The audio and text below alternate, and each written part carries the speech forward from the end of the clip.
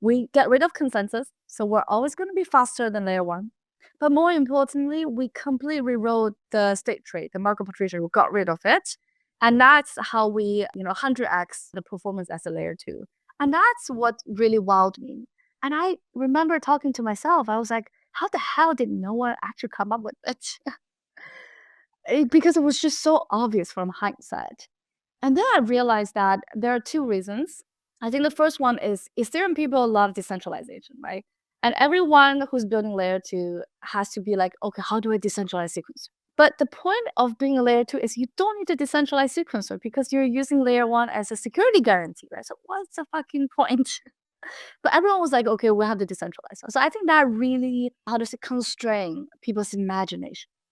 And I think the second reason was my co-founders, especially Elon, like our CEO, he did not come from crypto. He was doing low latency data center compute at Stanford, right? His world is about how to build a machine that scales in nanosecond. It's not even millisecond. So when he came to blockchain, he's like, you guys are all like kind of stupid. The easiest way is to rewrite the data structure, right? So he spent 6 months basically measuring EVM performance. So I think this idea of like not being constrained by the blockchain researchers' mentality allowed him to really think out of the box and to address the problem from first principle. So these are the reasons I think when I saw the white paper, it solved a lot of problems I kind of was asking myself, like none of the blockchain worked. And the second one was that the solution that Elon came up with really made sense. Like blockchains need to have consensus, right? So someone has to do it. If MegaETH is not doing it, it has to be happening somewhere. So can you just tell us a little bit more about how all of that is happening? Absolutely. So from MegaETH's perspective, we don't have consensus. So who's doing consensus? It's our beloved Ethereum, right? So we outsource consensus to Ethereum.